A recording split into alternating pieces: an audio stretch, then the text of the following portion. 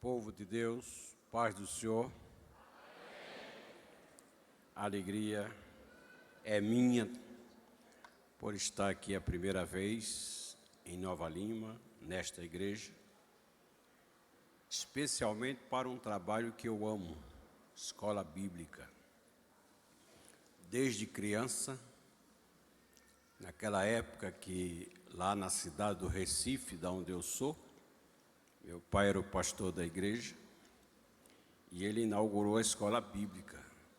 Lá, a escola começava na primeira segunda-feira do mês de outubro e terminava no dia 24, manhã, tarde e noite. Trabalho puxado.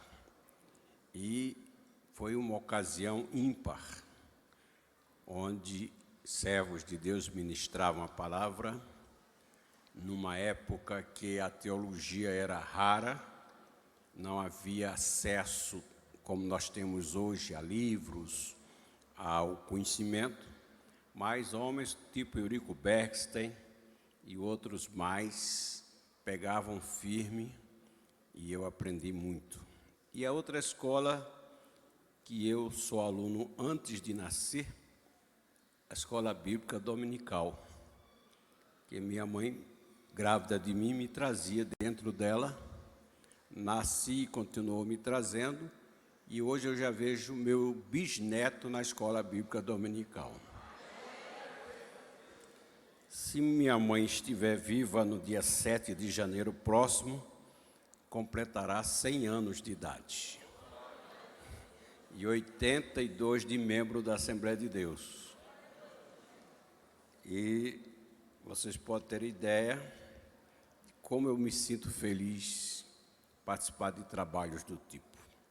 Agradeço ao pastor GG, que teve a consideração de me chamar para vir aqui compartilhar com vocês a palavra, e eu estou realmente surpreso com a quantidade de ouvintes. Quem sou eu para ministrar para tantos? Como eu costumo dizer, o poço é fundo e a corda é curta. Mas, com a ajuda do Espírito Santo, ele vai esticando a corda, né, irmão? E a gente vai apanhando coisas de Deus. Queridos, eu tinha pensado, ou pensei inicialmente, hoje e amanhã, falar sobre a vida familiar do obreiro com uma carta de recomendação. E, quando assim pensava, me veio ao coração hoje começar tratando de um tema que não é muito comum, é sobre a pessoa do obreiro, da obreira. A pessoa. E amanhã a gente vai tratar da família do obreiro como uma carta de recomendação desse obreiro à igreja, baseado numa pergunta que o apóstolo São Paulo fez, que já dura 2000 anos essa pergunta. E eu só vou antecipar qual é, 1 Timóteo capítulo 3, mas é amanhã que eu vou tratar do tema, capítulo 3, versículo de número 5, que eu vou pedir que todos leiam. É nesse versículo que eu estabeleci o tema, a vida familiar do obreiro, como carta de recomendação dele à igreja. O que é que diz o versículo 5 do 3 da 1 Timóteo? Todos leiam bem forte, se puder botar na tela, melhora mais ainda. 1 Timóteo 3, versículo 5, por favor, todos leiam bem forte, o que é que diz?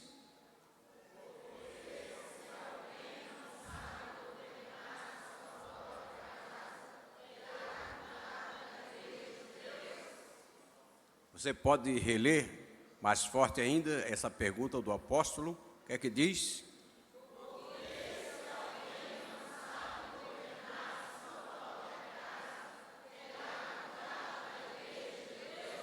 Eu espero amanhã, no final do culto da manhã, cada um responder. Não sou eu que vou responder. Nós vamos meditar nela E você vai responder para você mesmo, como obreiro, como obreira da casa do Senhor. Hoje, o que está no meu coração, compartilhar com você, é também na primeira carta de Paulo a Timóteo, capítulo 4.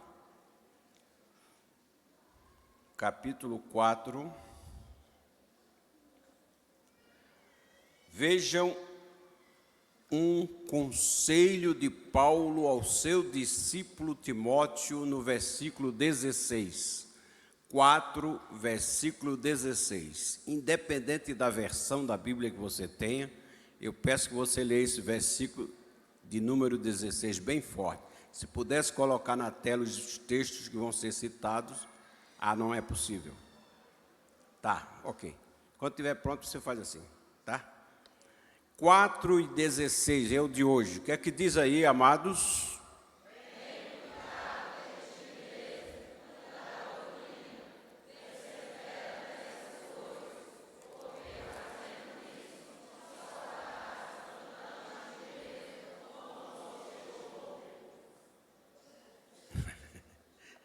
Paulo dando um conselho, uma palavra ao seu discípulo amado Timóteo. Repita comigo: tem cuidado de ti mesmo e da doutrina, porque fazendo isto, salvarás a ti mesmo e aos que te ouvem. É fundamental. É uma questão de salvação até. Comecemos devagarzinho aqui, pensando comigo o seguinte: todo obreiro, toda obreira que se envolve com o reino de Deus, se envolve numa atividade muito apaixonante. Sim ou não, amados? Sim ou não? Você se envolve com a obra, se envolve com o povo, e aquilo vai lhe envolvendo emocional e sentimentalmente, e daqui a pouco você até esquece que é uma pessoa. Você esquece de você mesmo. Esquece de você e às vezes esquece até da família. Não raro, nós verificamos a existência de servas de Deus, casadas com obreiros, que se sentem viúva de marido vivo. O marido se envolve tanto com a obra que se esquece, primeiro dele, segundo da família. E o prejuízo vem. Quando Paulo disse: Timóteo, cuide de você, como pessoa, como gente. Primeiro, cuide de você. É porque, infelizmente, lamentavelmente, muitos obreiros e obreiras esquecem de que são pessoas. Pregam a palavra, Jesus salva. Pregam a palavra, Jesus batiza com o Espírito Santo. Pregam a palavra, Jesus cura. Sim ou não? E ele se envolve tanto com isso que se esquece que ele é uma pessoa que tem carências e tem necessidades a serem atendidas. Ora, Timóteo para Paulo não era um simples obreiro. Timóteo, ele era tido como, para Paulo, como sendo um filho. Veja comigo, por exemplo, na segunda a Timóteo, capítulo 1, versículo 1. Veja como é que... Vocês permitem eu tirar o blazer? Vocês permitem? Capítulo 1, versículo 1. Todos leiam, por favor. 1, versículo 1 diz o que, amado? Bem forte.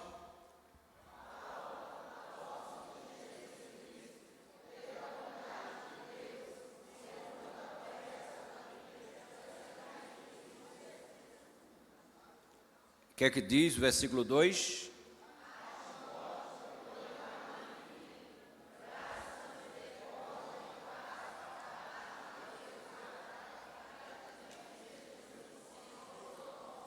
Veja que Timóteo não era um simples cooperador de Paulo. Ele adquiriu o status espiritual de filho. Esse já é o primeiro desafio que todos os obreiros e obreiras aqui têm pela frente, no exercício das suas atividades de obreiro. Tipo um upgrade. É um pastor auxiliar, é um presbítero, é um diácono, é um dirigente de escola dominical, de círculo de oração. Mas espiritualmente, pode haver esse upgrade, ou seja, de um simples obreiro, aquele que dirige, tê-lo como um filho.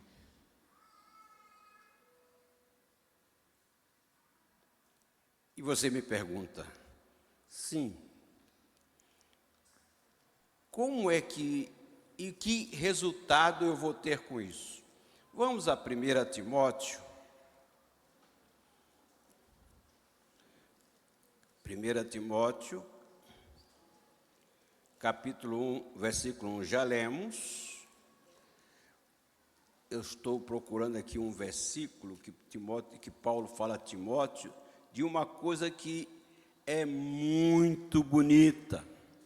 Quando Paulo diz, no capítulo 1 da segunda, capítulo 1 da segunda, todos leiam o versículo 3. Qual o lucro que eu vou ter como obreiro, como obreira, obter um conceito tão elevado espiritual? O que é que diz o versículo 3 do capítulo 1 da segunda? O que é que diz?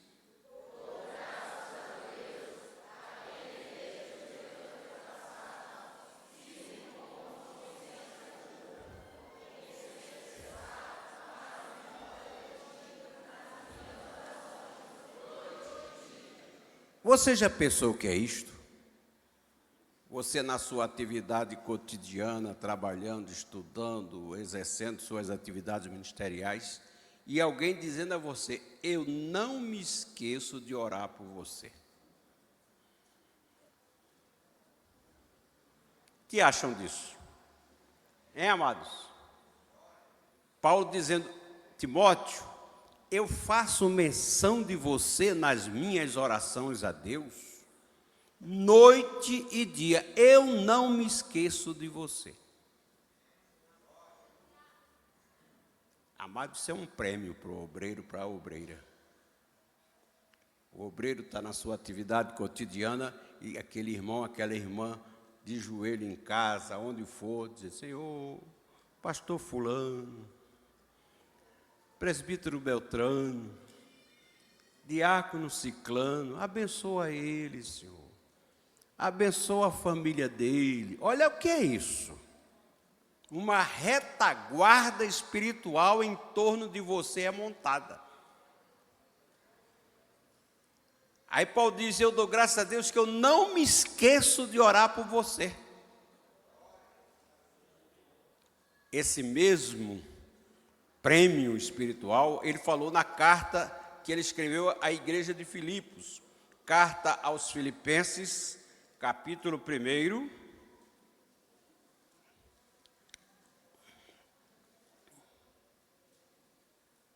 Carta dele aos Filipenses, capítulo 1.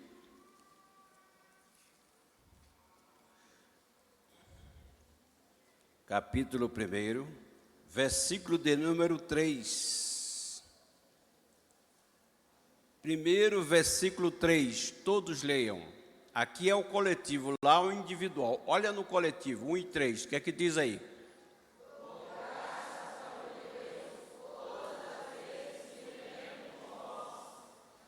Dou graças a Deus todas as vezes que... E o versículo 4.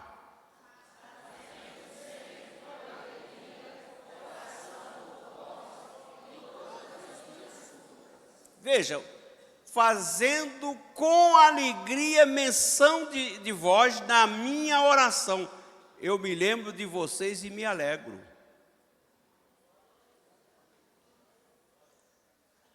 Deve ser um desastre muito grande um crente ajoelhado orando e se lembrar de fulano ou Beltrano e dizer, Senhor, tenha misericórdia dele, Senhor.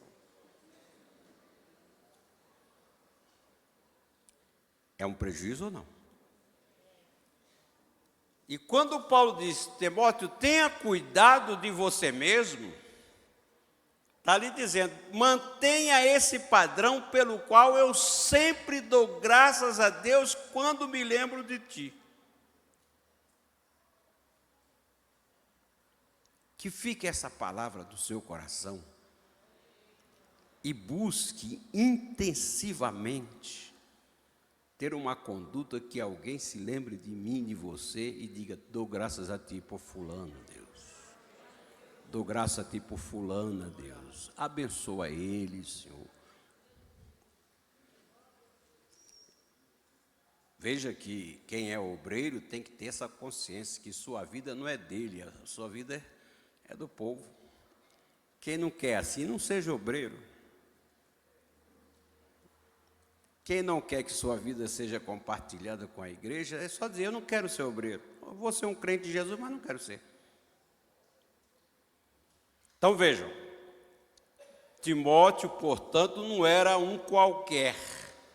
Era um filho amado de Paulo e era abençoado pela lembrança que ele causava ao apóstolo. Ora, a primeira coisa que eu tenho que pensar quando Paulo diz, Timóteo, tenha cuidado de você mesmo, formular uma pergunta, quem sou eu? Quem é você?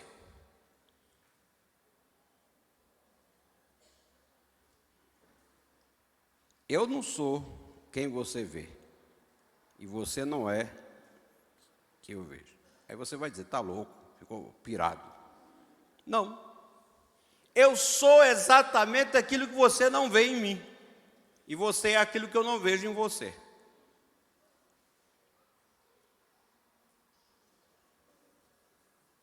É uma escola. Não espere aqui um pregador que diga, receba, porque não é meu estilo. Quero despertar em você o pensar. O pensar, quem é você? Para você cuidar de você. Abra sua Bíblia na primeira carta de Paulo aos Tessalonicenses, capítulo de número 5. Carta de Paulo aos Tessalonicenses, capítulo 5. Agora tem, maravilha! Deus te abençoe, irmã. Aumente o teu prêmio lá na eternidade, viu? Capítulo 5 de Paulo aos Filipenses, versículo de número 23. 5 e 23. Agora com a tela você nem vai precisar de ver a sua versão. Vamos lá, todos lendo juntos, vamos lá.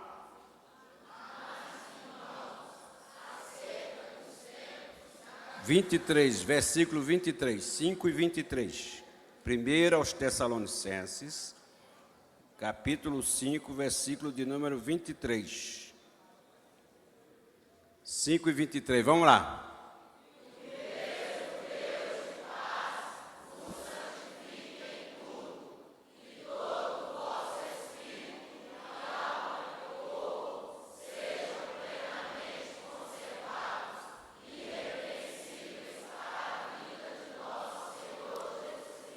Na sua infinita inteligência, Deus fez nós, os humanos,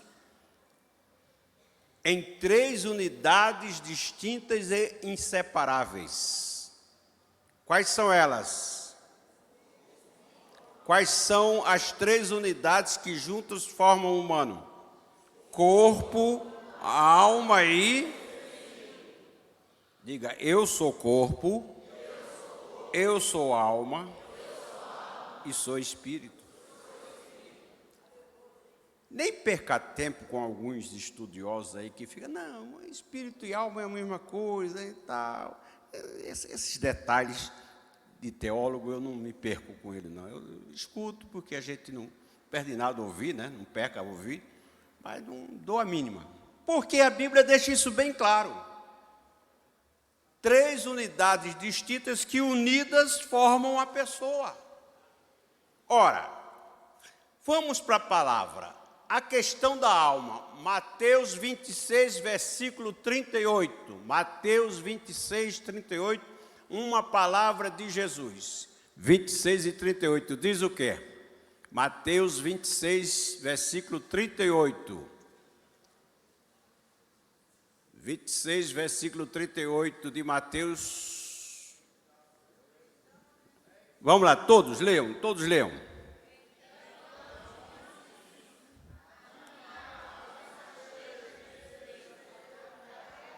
Pronto, agora, vamos lá, todos.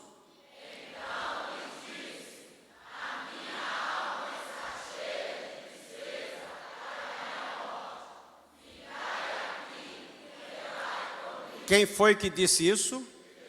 Quem? Jesus. Tão humano quanto eu e você disse, eu tenho alma. E na minha alma acontece tristeza no momento. Em outras palavras, a alma é onde acontecem os sentimentos. Amor, ódio, paixão. Mas você vai comigo, por exemplo, no mesmo Mateus, na hora que Jesus estava morrendo, na cruz do Calvário, Mateus capítulo 27, versículo de número 50. A primeira unidade que nós vimos, qual é a primeira unidade do humano? Qual é a primeira unidade? Alma, diga alma. Diga, eu tenho alma. Segunda unidade, 27, versículo 50 de Mateus, está dizendo o quê?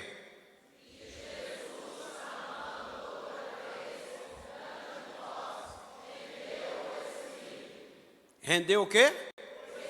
Não foi a alma, foi o espírito, e morreu.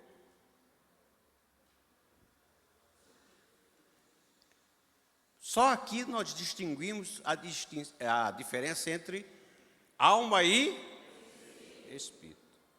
E agora vem a terceira unidade que forma o humano. Qual é?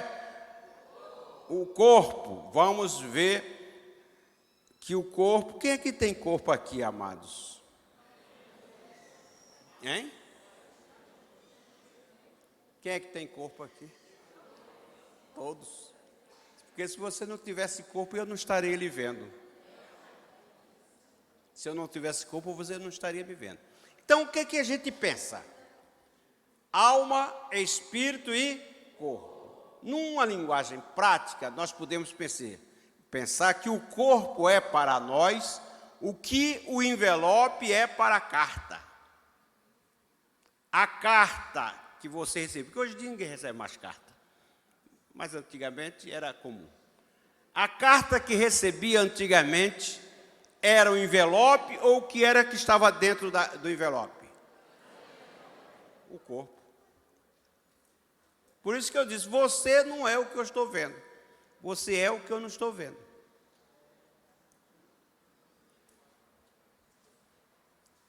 Amém ou não? Amém. Então, quando Paulo disse a Timóteo, tenha cuidado de ti mesmo, quis dizer o que a Timóteo? Timóteo, tenha cuidado com a sua alma, tenha cuidado com o seu espírito e tenha cuidado com o seu corpo. Você verifica, por exemplo, que o cuidado de Paulo com Timóteo era tal que, quanto ao corpo de Timóteo, ele deu um conselho a Timóteo. Primeira carta dele a Timóteo, no capítulo de número 6 ou 5. Quando ele disse, você é doentinho, Timóteo, tome remédio. Quem se lembra do versículo?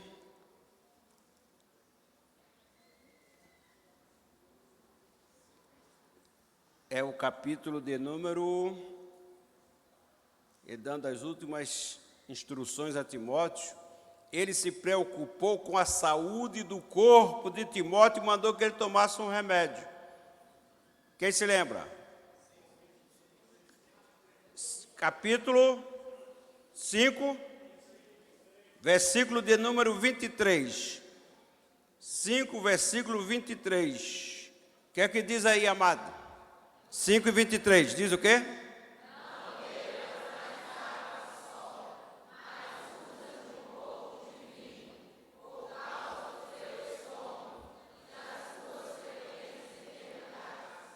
Não vá fazer aí a questão do vinho como doutrina, viu, amado? Remédio.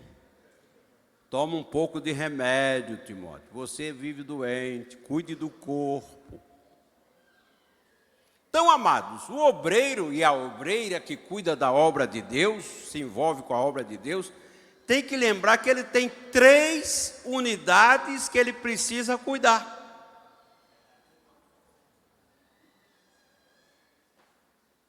E das 3 unidades, a mais importante é a alma. Diga comigo, das 3 unidades, a mais importante é a alma.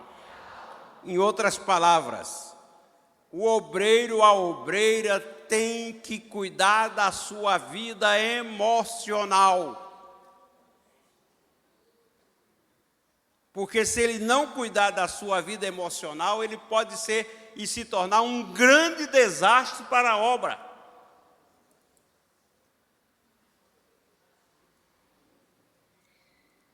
Não pense você que porque você prega a palavra e Deus opera e, como eu disse, salva, cura, batiza outras pessoas.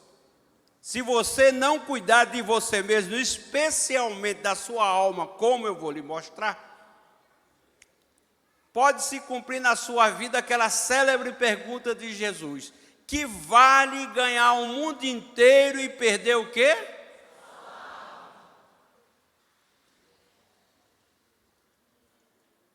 Você pode ganhar milhares de pessoas para Jesus e perder sua alma. Quem pode dizer amém? Amém. Muito bem. A alma, a sede dos sentimentos humanos. E Satanás, o nosso inimigo, sabe que se ele conseguir prender a alma de um humano, ele ganhou o humano, acabou com o humano. O que vocês acham de Jesus dizer? A minha alma está triste até a morte. Ou seja, eu estou a ponto de morrer de tristeza.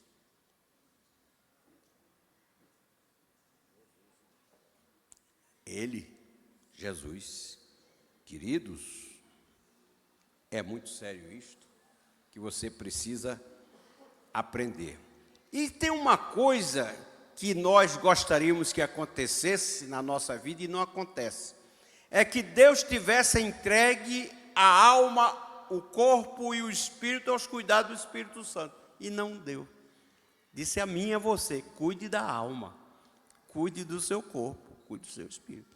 Mas, Senhor, o Espírito Santo não. O Espírito Santo vai fazer outras tarefas. Cuidar da sua alma pertence a você.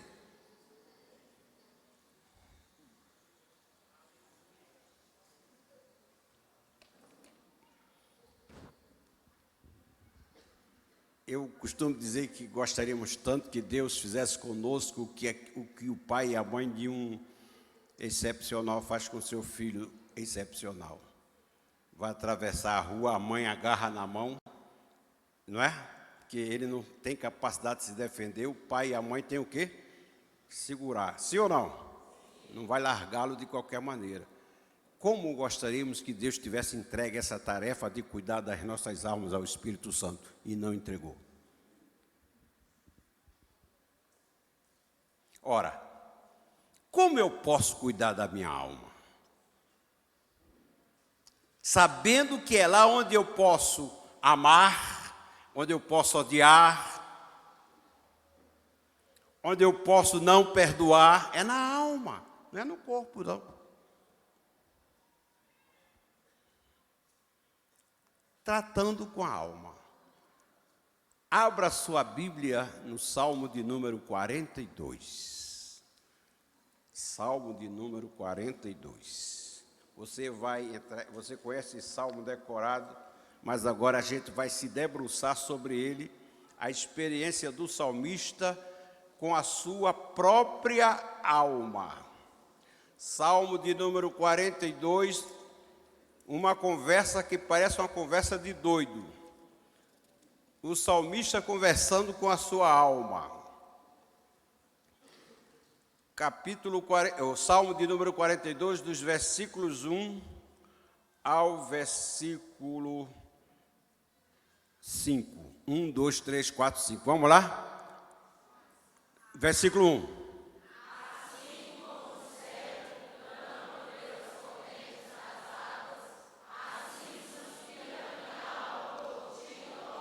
Para um pouco. O que é que suspira por Deus dentro do humano? O quê? A alma. Versículo 2.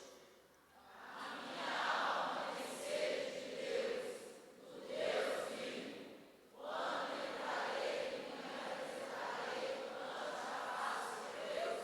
3. As minhas lágrimas servem de mantimento de dia e de noite, enquanto me dizem constantemente: onde está o teu Deus? 4.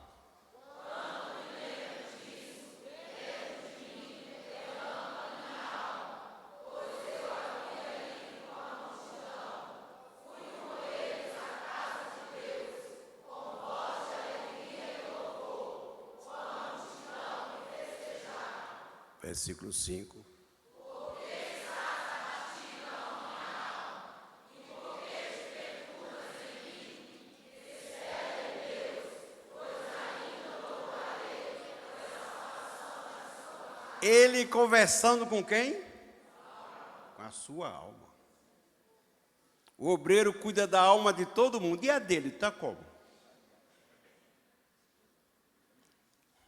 Veja que o salmista cita uma experiência aí que ele estava sentindo, porque a situação que ele estava vivendo naquele momento era uma situação precária.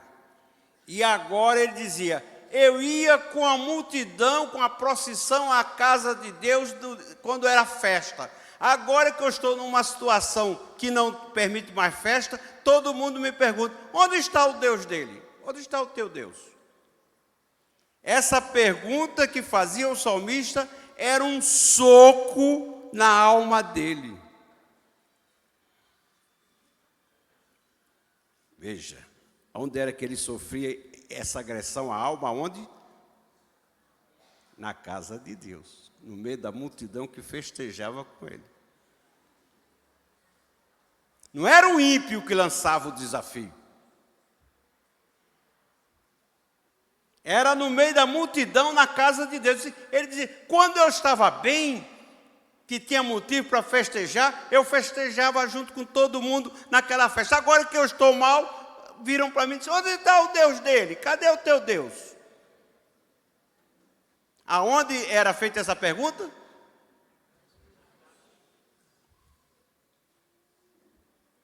E como ficou a alma dele? Ele disse: minha alma, por que estás abatido, minha alma? Conversando com a alma, trocando ideia com a alma.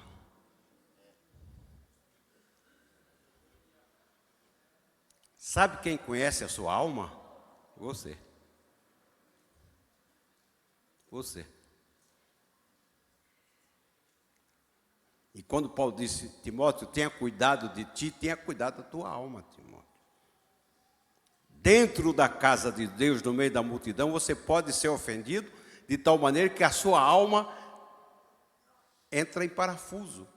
A mãe do profeta Samuel foi para a casa de Deus fazer o quê?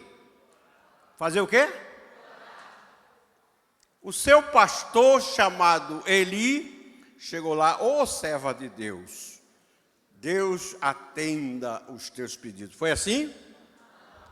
A maior ofensa que ela pôde sofrer na vida foi dentro da casa de Deus pelo seu pastor. Retira de ti o vinho, mulher. Estás bêbada a essa hora? Aonde?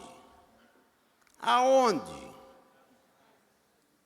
Você tem coragem de responder? Aonde foi isso?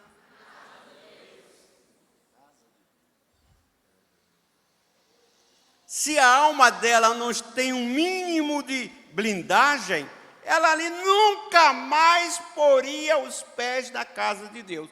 Ou no mínimo diria, seu velho idiota, você está me confundindo com uma bêbada? Eu sou uma mulher séria, honrada, sou casada, tenho marido, me respeite. Teria recebido a bênção? A alma.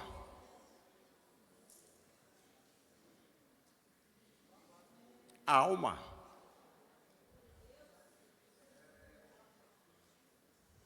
Por que estás abatido, ó minha alma? Por quê? Aquele salmo tão conhecido, salmo de número 103, outro diálogo do salmista com a sua alma, tão conhecido, 103, versículos 1, 2 e 3. 1, 2 e 3, vamos lá.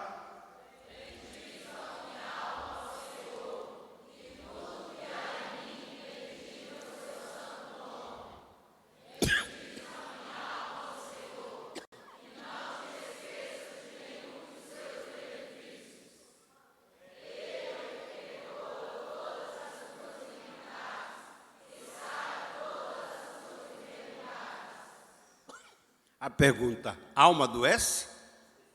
Alma adoece?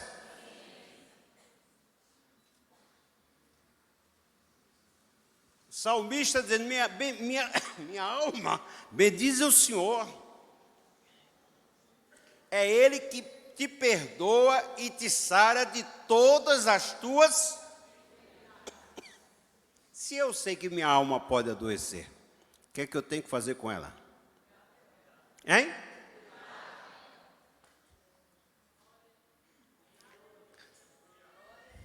Quantos casamentos são destruídos por causa de uma palavra?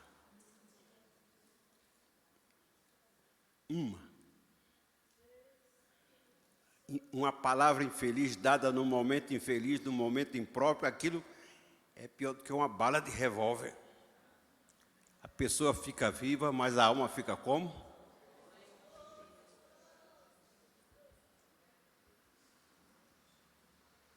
Por que a falta de perdão?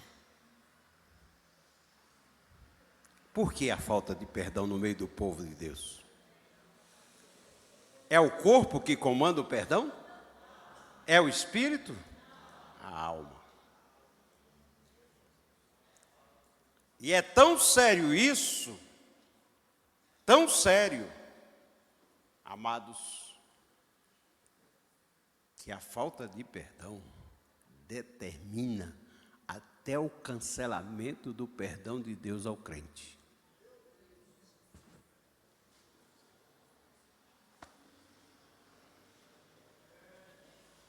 Se tem uma frase maldita que um crente jamais pode pronunciar eu não perdoo. É ele dizendo aqui, Deus dizendo lá, eu também não te perdoo. Mateus capítulo 18, abra a Bíblia.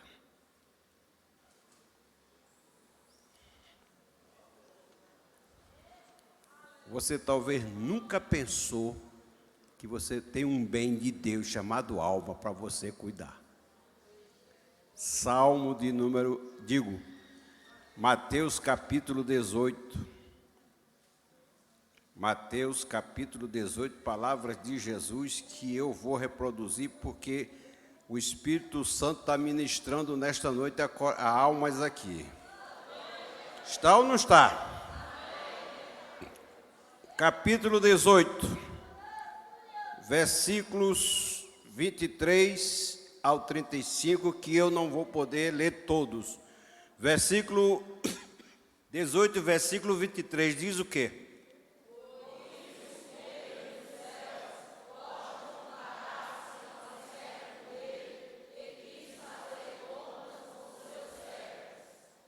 Versículo 24.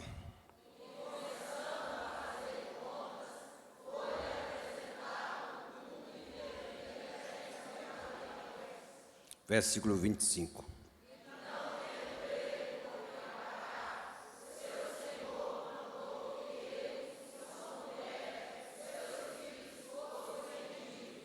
Versículo 26. Versículo 26.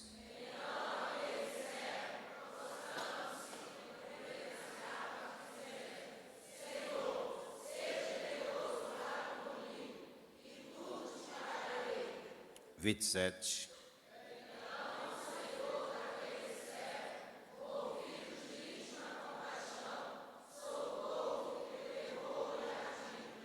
Vinte e oito.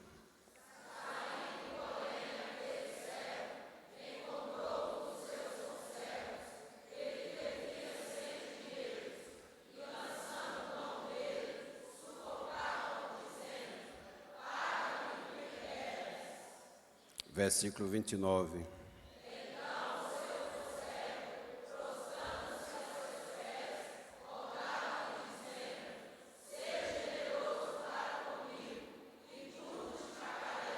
Versículo 30.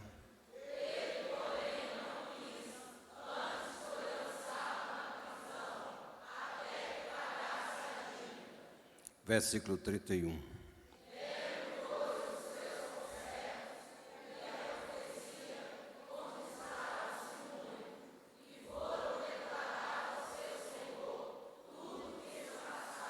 Trinta e dois.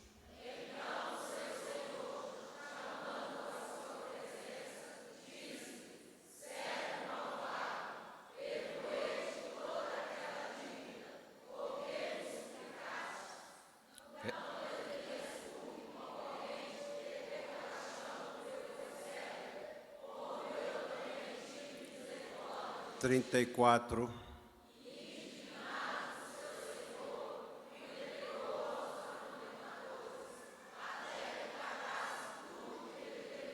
Mas ele já tinha sido perdoado pelo Senhor. Mas porque não perdoou, o perdão foi o quê? O perdão foi o quê?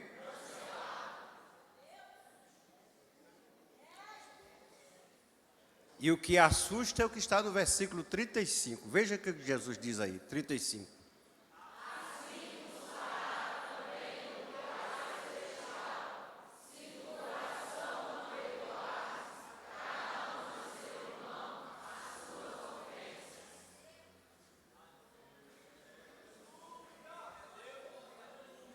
A alma merece ou não ser cuidada?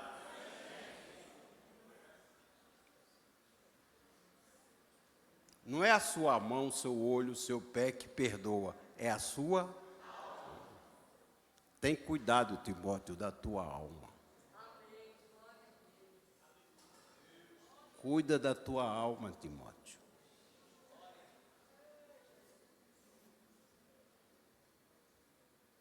Amados, como é que quais as consequências de uma alma doente no humano? A alma adoece e reflete a doença no corpo. Querem ver isso na Bíblia ou não? Salmo de número 38. Vamos ver como é que o salmista disse que ele ficou com a alma doente. Salmo de número 38. Salmo de número 38.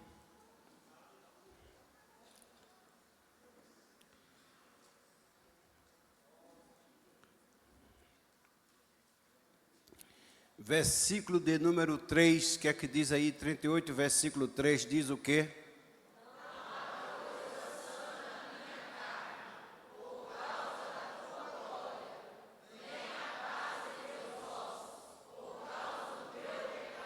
Na versão que eu estou usando, diz assim, por causa de tua ira, todo o meu corpo adoece, minha saúde está arruinada por causa de meu pecado. Versículo 4.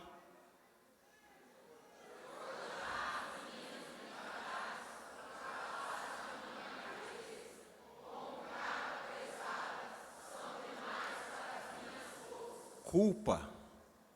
E onde é que reside a culpa? Na alma. Culpa. 5. Versículo 5.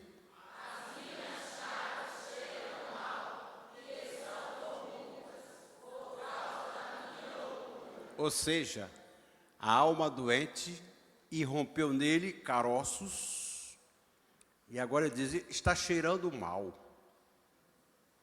Alma. Versículo 6.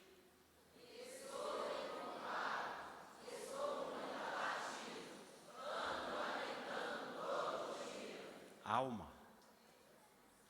Versículo 7.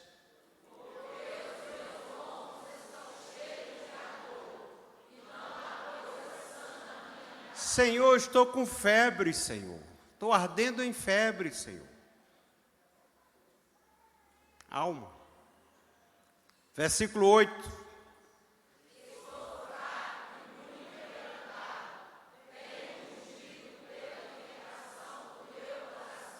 Estou prostrado, Deus. Eu não tenho ânimo para nada.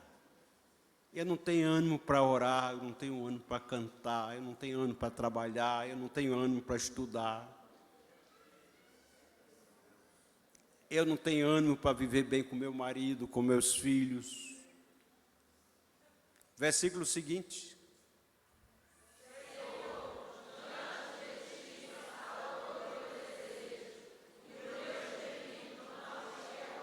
Mesmo assim, pergunto-lhes,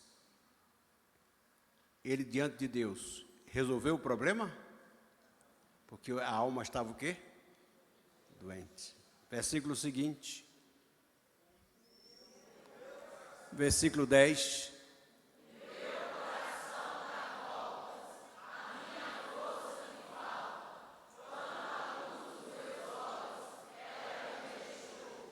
O meu coração dá volta, ou seja, se eu estou com taquicardia, Deus, meu coração está acelerado, Deus, eu não tenho paz, não tenho sossego, olha como está o meu coração, Deus. Estou desmaiando, Deus, a luz dos meus olhos fugiu.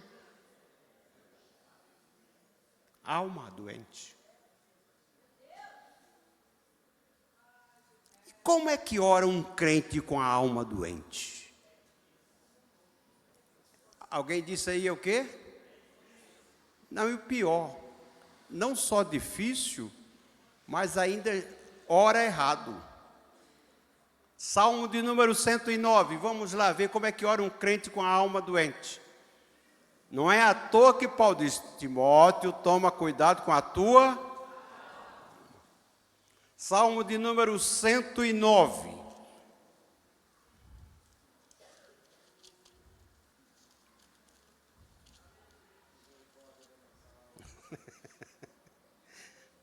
Salmo de número 109, versículos 1, 2, 3 e 4. Leiam.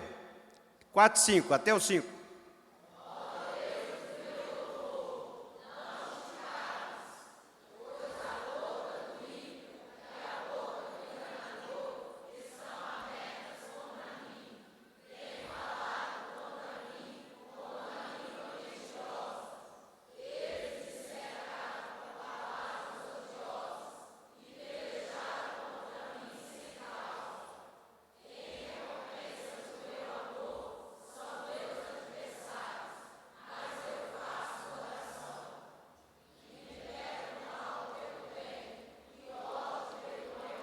A primeira atitude do crente com a alma doente quando ora é posar de vítima. Senhor, ninguém me entende. Todo mundo está contra mim, Deus. Ninguém me compreende. Oh, Deus, está vendo, Deus? Eu sou o modelo perfeito de amor, mas eles me retribuem com ódio. Será? Será que você é esse modelo perfeito que você acha que é? Se tua alma está impregnada de ódio, de rancor, seja lá do que for, é muito fácil você achar que todo mundo está contra você e só você é o certo.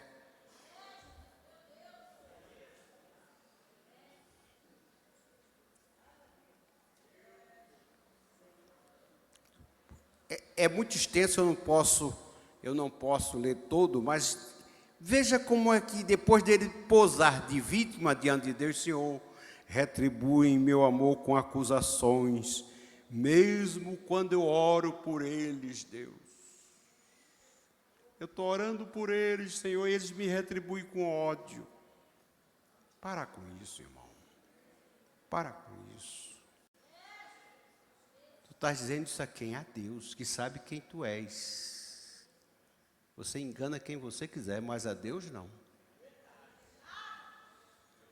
Veja como é que ele pede. Vamos ler só 3 versículos, porque são vários, mas só 3 por causa do tempo. Versículo 6 diz o quê?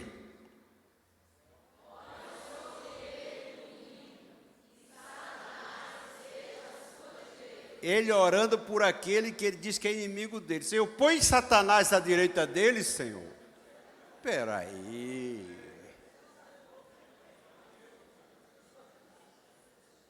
Versículo seguinte.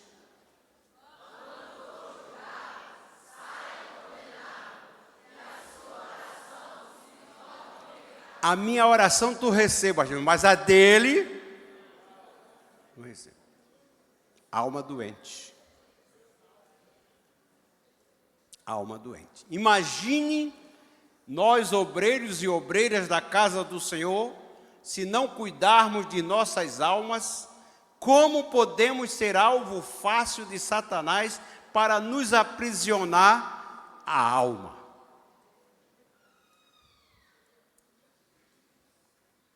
Que é difícil um obreiro não ser alvo de alguma forma, de algum ataque. Sim ou não? Se ele não cuida da alma dele, basta o crente dizer, você é feio. Não falo mais com ele. Quero saber.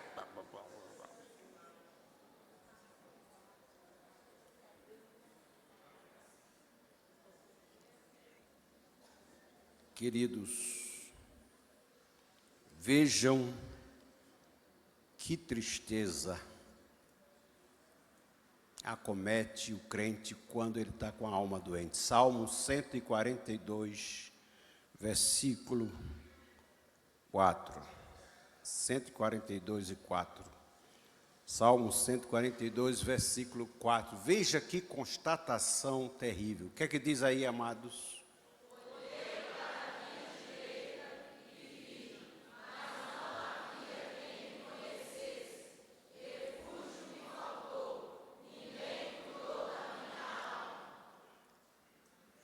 E é triste dizer, queridos, que na igreja do Senhor tem tantos que dizem essa oração a Deus. Sabe por quê? Quem Deus levanta para cuidar das almas está com a alma doente. Como é que vai cuidar de outro com a alma doente?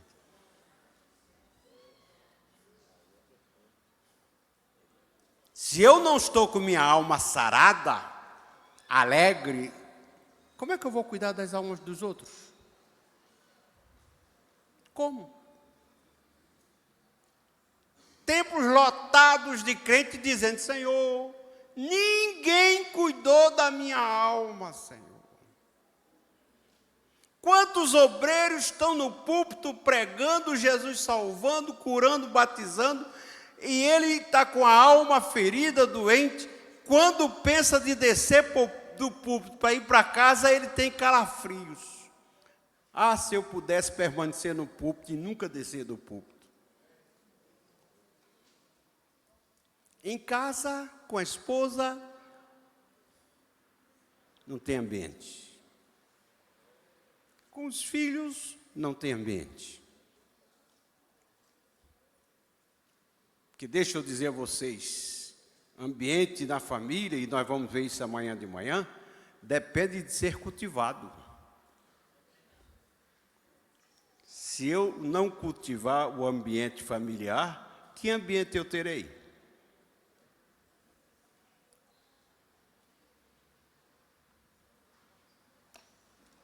E deixa eu dizer uma coisa a vocês que eu ouvi no dia que casei. 1º de julho de 1972. Quantos anos? 51 anos. Graças a Deus eu tenho de casado. O celebrante naquela noite disse, Abiezer, o amor no casamento é como uma planta que você planta. Se você quer colher frutos e flores, tem que adubar, molhar e cultivar, senão morre. Se eu, obreiro e obreira, me entrego à obra, abandono a família, não dou a mínima porque eu estou envolvido com a obra, porque a obra, aquilo que existia, amor, vai o quê? Vai o quê?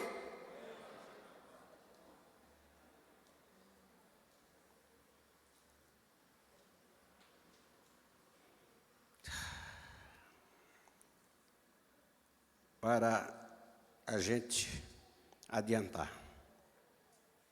Não adianta você pensar, mas eu estou cheio do Espírito de Deus, Deus me chamou, me deu uma vocação e nada disso me atinge. Deixa eu te lembrar o exemplo do profeta Elias. Quem já ouviu falar aqui no profeta Elias? O grande homem de Deus, sim ou não? Todos vocês sabem. Num determinado momento de desafio do ministério do profeta, ele orou e Deus mandou fogo. Mandou ou não mandou? Desceu, pá, e o povo gritava, só o Senhor é Deus, e ele exerceu o profeta, aquela festa. Quando Jezabel mandou dizer a ele, amanhã a tua cabeça será o quê? Cortada. Aquele grande homem de Deus disse, diga àquela ímpia que venha que eu vou orar e Deus vai mandar fogo do céu. Foi assim?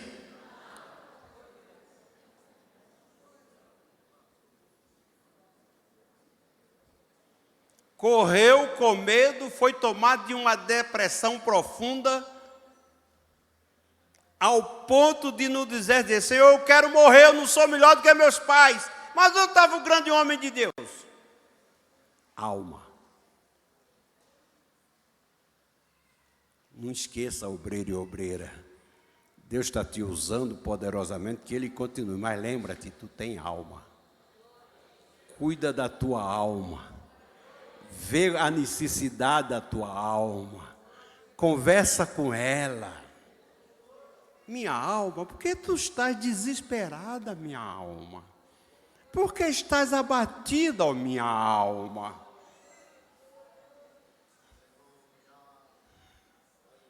Aleluia, aleluia, aleluia. Querida igreja, o grande servo de Deus, apóstolo Paulo. Alguém tem dúvida que foi um dos maiores homens de Deus de todos os tempos? Tudo aqui a gente sabe de salvação, de fé, deve-se a quem? Paulo. Se nós hoje cremos, quem está em Cristo, nova, quem foi que disse isso? Este homem, homem de Deus, grande servo de Deus, amado, veja o que ele escreveu na 1 Coríntios capítulo 4. Abra a Bíblia aí, por favor. 1 Coríntios, capítulo 4. Eu tenho para mim, pastor GG, que o Espírito Santo armou um grande consultório nesta noite aqui, está tratando com as almas aqui. O Espírito Santo está passando uma radiografia aqui pela palavra. Aleluia, aleluia, aleluia. 1 Coríntios, capítulo 4. Todos leiam, por favor, o que diz o versículo 8. Versículo 8 diz o quê? 4, versículo 8 da 1 Coríntios.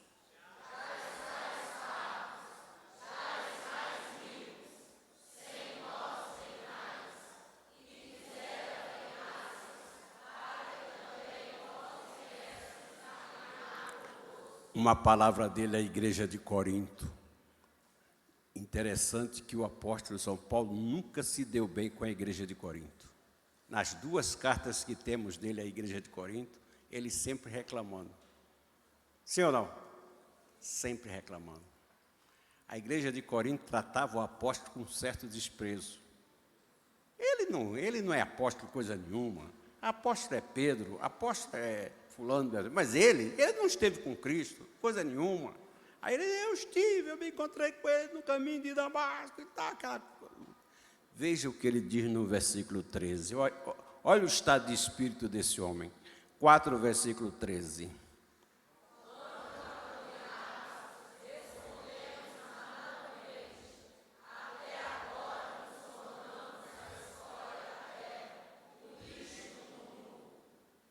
Quando a pessoa diz, nós apóstolos somos considerados o lixo do mundo, está alegre, está satisfeito? Está com a alma como? Pedaços.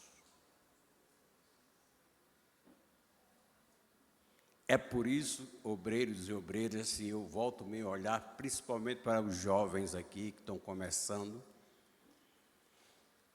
Tenha cuidado de como você vive na casa do Senhor, na obra do Senhor, para aquele que te supervisione e te dirige espiritualmente. Nunca se sinta nesse estado. Parece que nós apóstolos Deus colocou como lixo do mundo, como escória. Sabe por quê? Quando a pessoa está com um sentimento desse, como é que ora por essa pessoa? Aquilo que eu disse no início. Jamais ele vai dizer de você o que Paulo disse de Timóteo. Todas as vezes que eu me lembro de ti, eu oro por ti. Deixa eu dar uma palavra aos jovens aqui, pastor GG. Tenham cuidado, meus jovens. Eu já estou velho, já caminho para o fim, mas você está começando agora. Tenha cuidado como anda na casa de Deus. Tenha cuidado como é que você trata os seus dirigentes. Nunca vire para um velho que trabalhou tanto para Jesus, agora está no fim, você diz, seu velho, sai daí, isso é tempo mais para velho. Faça isso não. Leve em conta todo o trabalho que ele fez. Imagina esse velho ofendido por ti chegar diante de Deus, Senhor, eu fui ofendido, Senhor. Ó Senhor, está certo que eu estou velho, Deus, mas tu recebeste minha obra, meu trabalho, Deus. O rapaz, a moça me ofendeu, Deus. Tenha cuidado, jovem.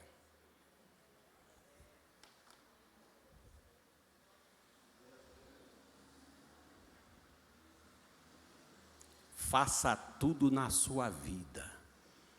Para você com quem você trabalha, nunca tenha uma tristeza de você, nem leve essa tristeza no coração para a eternidade.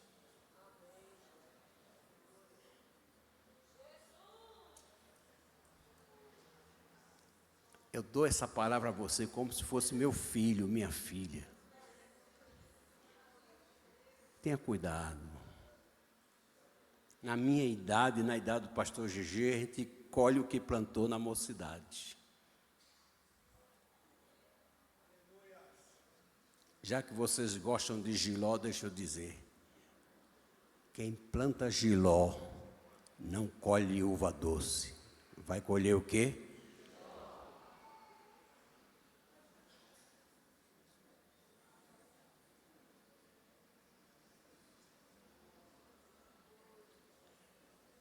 Queridos, já caminhando para o final desta meditação, eu quero chamar a sua atenção que a alma é vítima de algo que está em nós, que nasce conosco e morre conosco. Temperamento, diga temperamento. O meu temperamento, o seu temperamento, você não escolheu. Quando você estava sendo gerado no ventre da sua mãe, não entregaram a você uma listinha e disse, marque o temperamento que você quer nascer com ele. Tem essa lista? Mas você tem temperamento. O apóstolo Paulo, servo de Deus, o grande homem de Deus, ele sempre destacou um aspecto do seu temperamento que eu quero compartilhar com você. Abra a sua Bíblia na carta aos Filipenses. Carta dele aos Filipenses, capítulo 3. Filipenses, capítulo 3. Cuidado com isso, porque muitas vezes você, fazendo a obra de Deus, o teu temperamento pode te atrapalhar. Filipenses capítulo 3, todos leiam, por favor, o versículo de número 5. 3, versículo 5, leiam todos aí.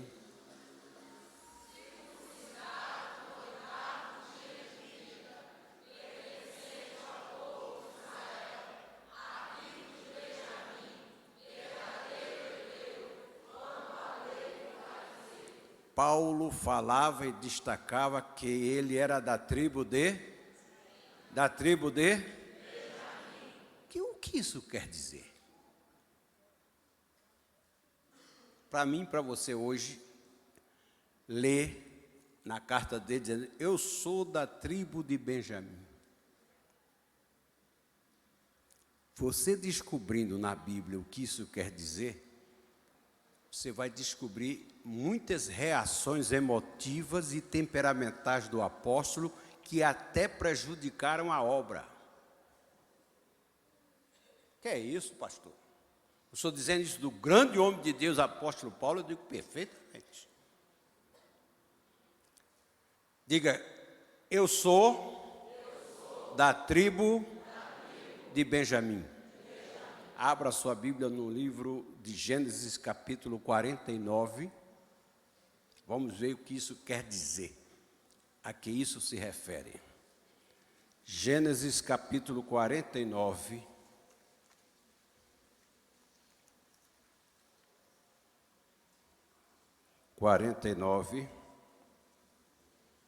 Versículo de número 27. Pode ser que você agora descubra pelo Espírito aonde é que você tem que trabalhar na sua vida pessoal, para espiritualmente você continuar sendo uma melhor bênção no reino de Deus. 49, versículo 27 diz o quê?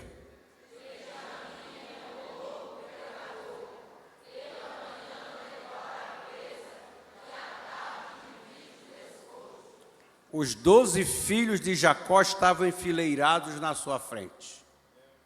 Ele estava morrendo, Jacó. E eu acho bonito quando Jacó ia dar essa palavra aos seus filhos, todos leiam o que diz aí, 49, versículos 1 e 2. Versículos 1 e 2, leiam.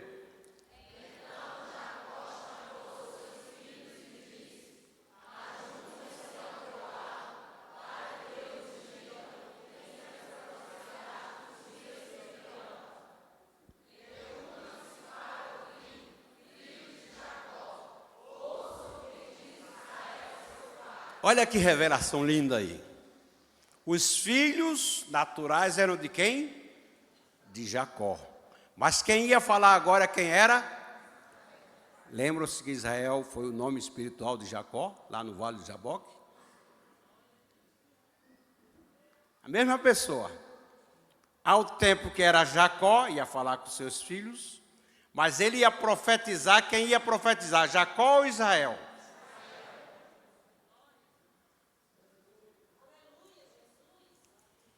Agora Jacó olha para seu filho Benjamim. E quem ia falar agora quem era? Benjamim é um lobo que despedaça. De manhã retém a presa e não a libera até o final da tarde. Temperamento.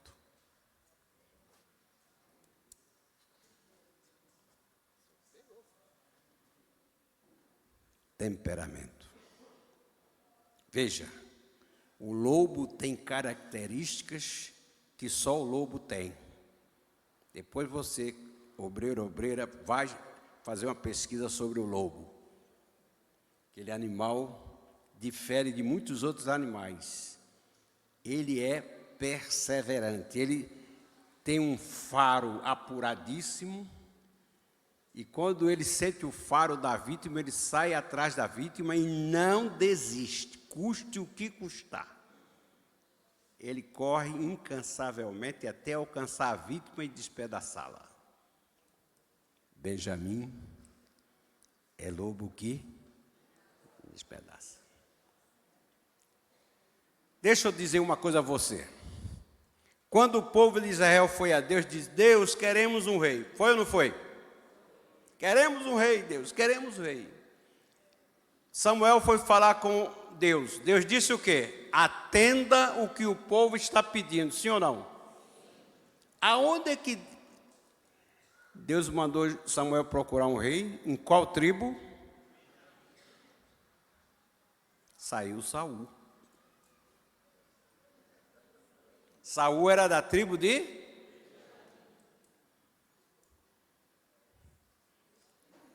Deus estava alegre quando deu o rei? Porque Deus disse, Samuel, eles não te desprezaram, desprezaram a mim. Mas vá buscar lá na tribo de Benjamim um rei. Eu vou te mostrar um rei da tribo. As outras 11 tribos, Deus foi buscar o rei aonde? Toda a perseguição que Saul moveu contra Davi era uma atitude de quem? De um benjamita.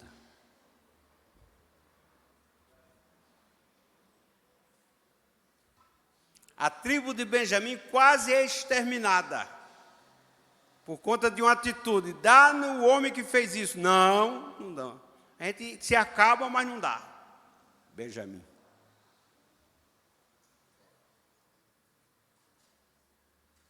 Pense comigo. Só o Espírito Santo podia fazer o que fez. Separai-me a quem?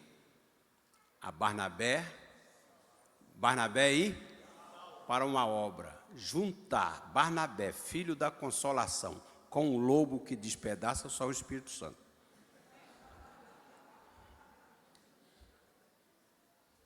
Porque o Barnabé era apelido, o nome dele era José, mas era chamado filho da consolação, Barnabé. Sujeito afável, não é? Sentimento afável. E junto com quem? Com Paulo. Os dois saíram, fizeram a primeira viagem. Sim ou não? Na segunda viagem, Barnabé disse, irmão Saulo, irmão Paulo, vamos levar o João Marcos. Não! Ele nos abandonou. Irmão Paulo é um jovem obreiro. Ele fez aquilo, mas imaturidade, vamos aproveitar o rapaz. Não! Irmão Paulo, vamos levar João Marcos. Não, diz a Bíblia. Houve uma não pequena o quê? Discussão. Ele abriu mão? Paulo abriu mão? Pegou Silas e abandonou a quem? A Barnabé. Benjamim. Temperamento. Lobo que despedaça. Cuidado com o teu temperamento, amado. Como obreiro e obreira que és da casa de Deus, cuidado que o teu temperamento pode atrapalhar um chamado de Deus na tua vida. Não adianta você me dizer e citar para mim a síndrome da Gabriela.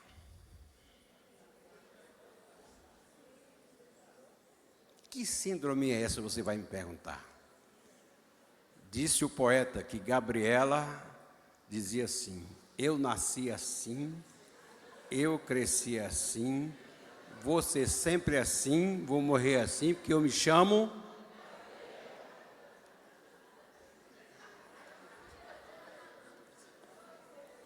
Não adianta você dizer, eu sou assim mesmo.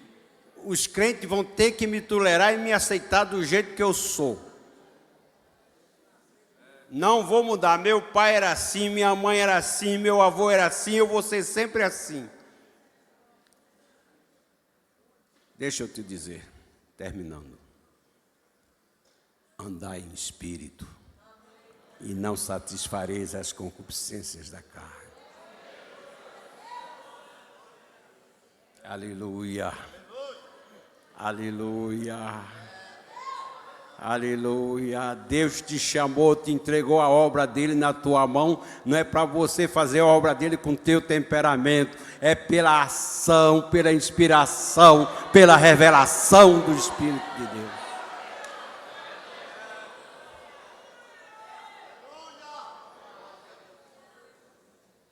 Largou Barnabé para lá.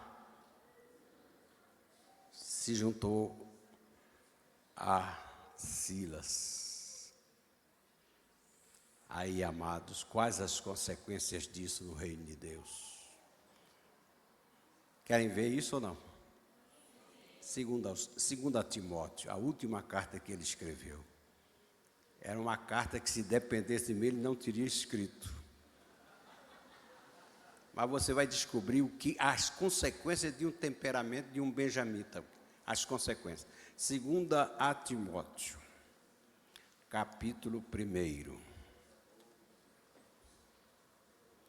2 a Timóteo, capítulo 1.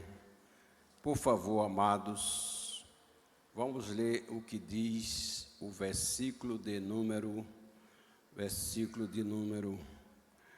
15. O que é que diz o versículo 15? 1,15 da 2 Timóteo. Diz o quê?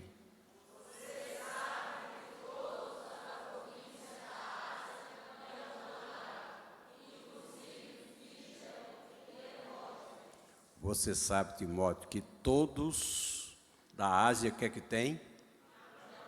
Quem aguentava?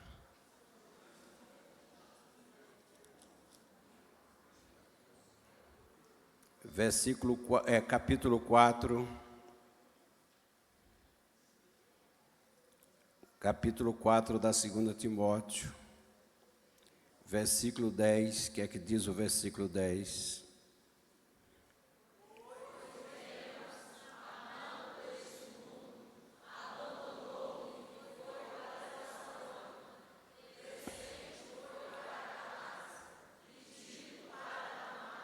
Ele ficou o quê? Ainda capítulo 4, versículo 16. Versículo 16, o que é que diz?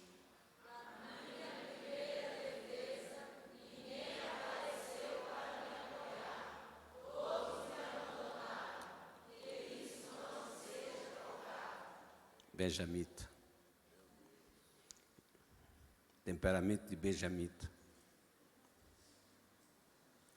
Um velho, cansado, no final do ministério, reclamando de quê? De abandono. Mas o que é que ele fez com o seu grande protetor Barnabé? O que foi que ele fez?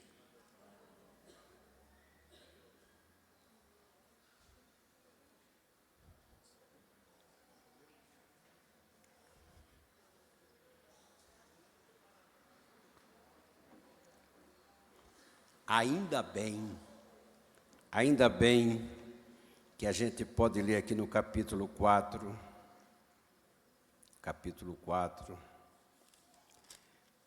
uma palavra dele, um pedido dele a Timóteo. Qual foi? Versículo de número 11. O que é que diz aí?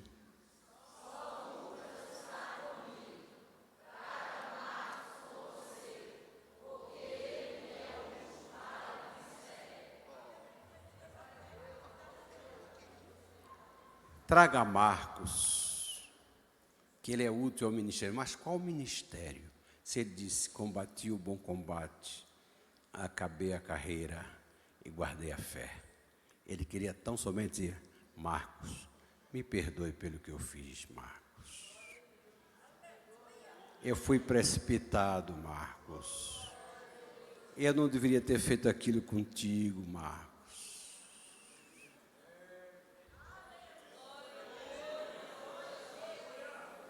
Aleluia, aleluia, aleluia.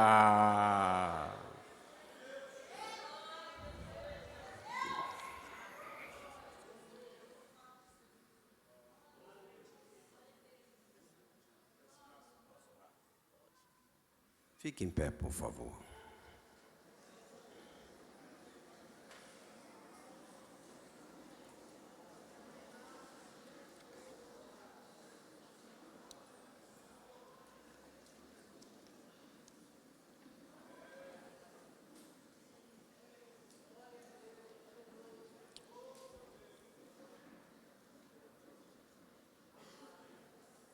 Eu sinto no meu coração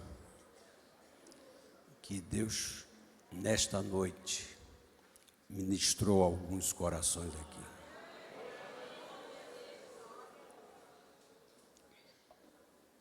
Obreiros e obreiras,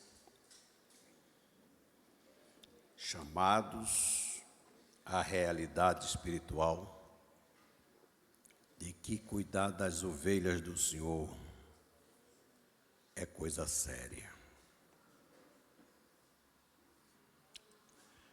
Querer conduzir as ovelhas do Senhor pelo seu temperamento, pelo que você é naturalmente como pessoa, não vai a lugar nenhum, só vai trazer prejuízo. Mas também eu acho, e sinto de dizer isto porque eu tenho que ser fiel a Deus, que o que o Espírito Santo quis mostrar nesta noite é que há necessidade de restauração emocional. Você sabe, você foi chamado pelo Espírito a ver como está a sua alma.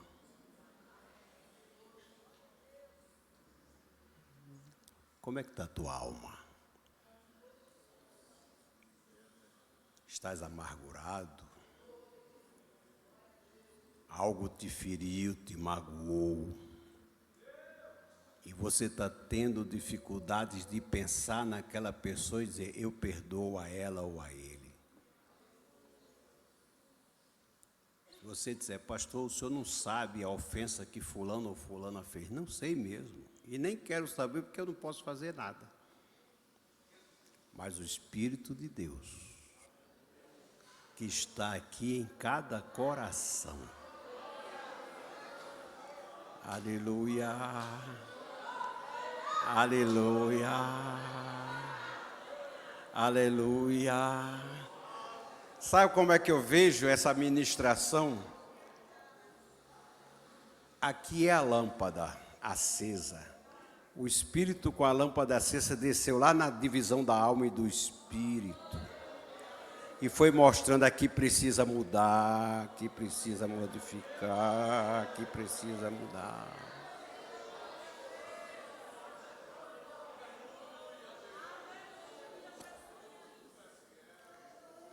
Eu vou orar por você.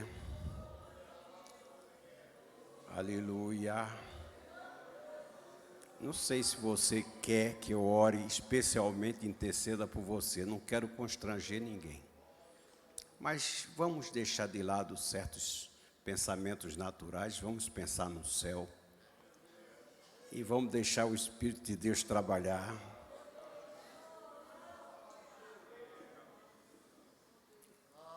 Precisas de força para perdoar? Sai do teu lugar. Vem aqui à frente agora. Vem.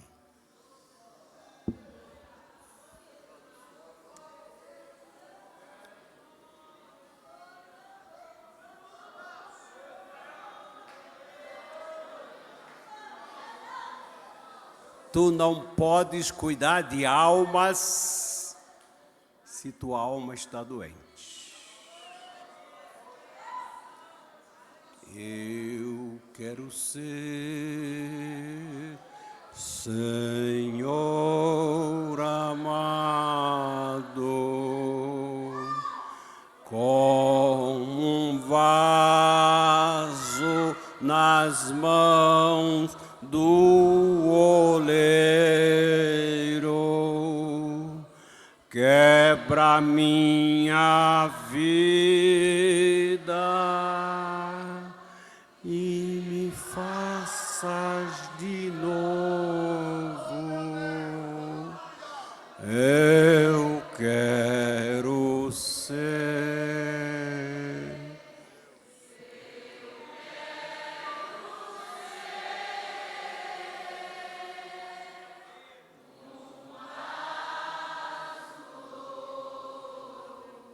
Deixa eu te dizer uma coisa, te lembrar. Só para te lembrar. Jesus pendurado na cruz do Calvário. Ele merecia estar naquela cruz?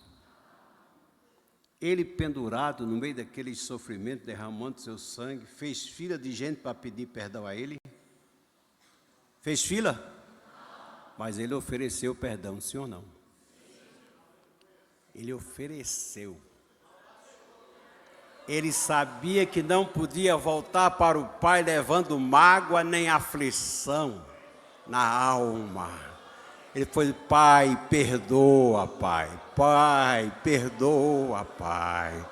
Pai, perdoa, Pai. Oh, aleluia!